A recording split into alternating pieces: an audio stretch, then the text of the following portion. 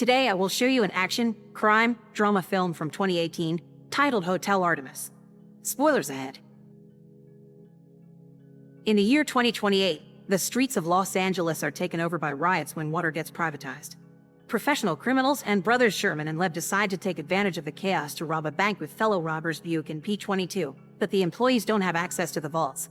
Sherman gets an idea though. Because of the riots, all rich people are sending their employees to hide their valuables, so the siblings decide to rob the clients instead. Lev even takes a particularly beautiful pen from a man's pocket, who warns him stealing such an object is an awful idea, but Lev doesn't listen. They blow up a wall to escape through an alley, but the police find them and open fire on them. P-22 dies, and Buick and Lev get hurt, but Lev in particular is critically injured, and he didn't die as well only because Sherman took most of the bullets for him with his bulletproof vest. To get them out of this mess, he calls Hotel Artemis, a secret hospital that only treats criminals and is run by the nurse, a medical expert that hasn't left the hotel in over 2 decades because of her agoraphobia. After telling Sherman there are free rooms for them and staring at a picture of her dead son, the nurse plays some music on her headphones and gets to work on getting those rooms ready. There are 2 more criminals staying at the hotel at the moment, both of them using the codenames Nurse has assigned them. There is Nice, an international assassin, and Acapulco, an obnoxious arms dealer. The hotel is equipped with the latest healthcare technology, and Nurse can even track each guest location with her tablet. There is also a very strict set of rules that include things like not killing the other guests, not taking pictures or videos, no weapons allowed, and membership needing to be paid in advance. The nurse turns off the music when the new guests arrive, but she keeps them behind a gate until they have passed all the rules. Buick reluctantly leaves his weapon, but when it is time to scan the chip on their wrists that proves they are members, only the brothers pass the test. Buick's scar is fake. Being denied access enrages him and he jumps on Sherman to attack him, so the nurse finds herself with no other choice but to call for Everest, her personal assistant and security, who effortlessly grabs Buick and puts him to sleep with an injection before taking him out of the hotel. After giving the siblings the codenames of Waikiki and Honolulu, Nurse takes them to a room so she can start patching them up. Sherman takes the fancy pen from Lev before Nurse starts operating on him with the help of a robot arm, and when the power suddenly goes out because of riot control, she doesn't worry. The building has its own generator, which brings power back as soon as she is done mentioning it. Now she can use the 3D printer to make a new liver for Lev. Meanwhile, Everest drops Buick under a bridge before taking a call from Nurse, asking him to check on the generator when he comes back. Buick takes advantage of his distraction to jump on him from behind and try to suffocate him, but Everest easily shakes him off and threatens him with hunting him down if he ever tells anyone about the hotel before leaving. Nurse checks on Nice's and Acapulco's injuries, and after she is gone, Nice calls her client to ask for more money for this job because she had to shoot herself to get closer to her target, and the client agrees. Back in the room, Nurse tells Sherman that 3D printed organs are toxic and Lev's condition is tragic. He is only living thanks to life support, and to move him, they would have to put him to sleep with the same narcotics they use for baby elephants. After checking Sherman's arm and hearing him complain about Lev having lied about quitting crime, she leaves the room and takes a call from an unknown person, only to instantly hang up when the man is incredibly rude to her, which is also against the rules. The mysterious caller tries again with the same results, and it is not until the 3rd time that the nurse finally accepts to talk to him when she hears his name. He is Crosby Franklin, son of famous crime lord and owner of the hotel, Orion the Wolf King Franklin, who has been hurt and needs someone to see him as soon as possible. It is against the rules for Nurse to leave and see patients at other locations, so Crosby reluctantly accepts to bring him over to the hotel.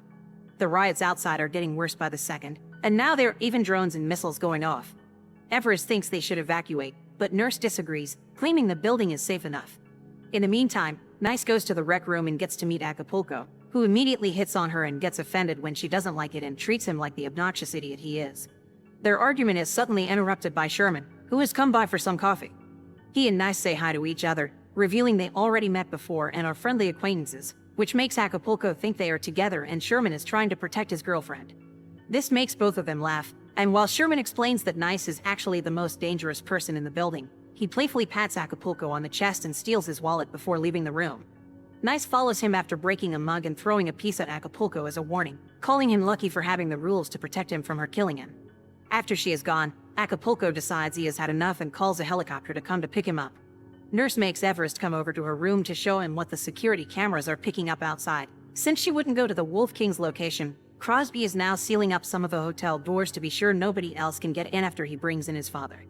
When the alarm suddenly starts ringing, they find something else on the screen: Morgan Daniels, a police officer.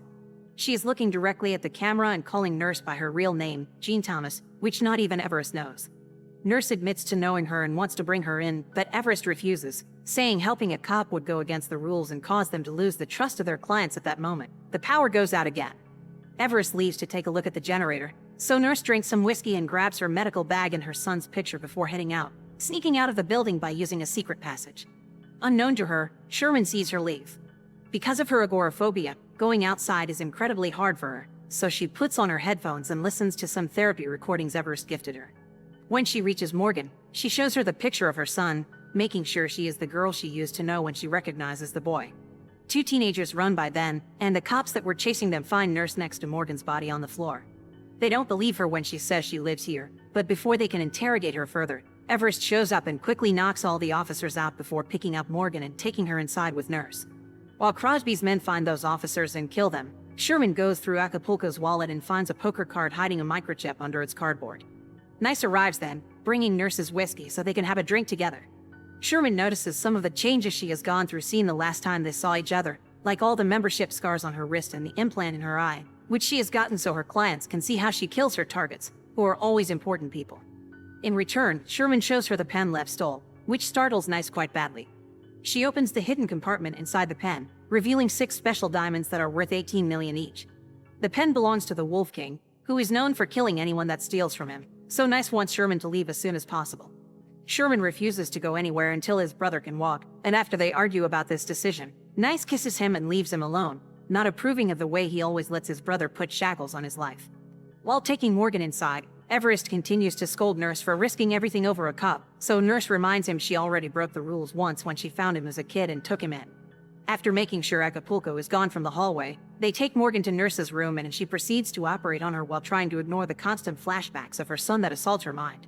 When they wake her up after the operation is over, Morgan asks Nurse why she has accepted to help her, and Nurse says she did it because they are family, not because she is a cop.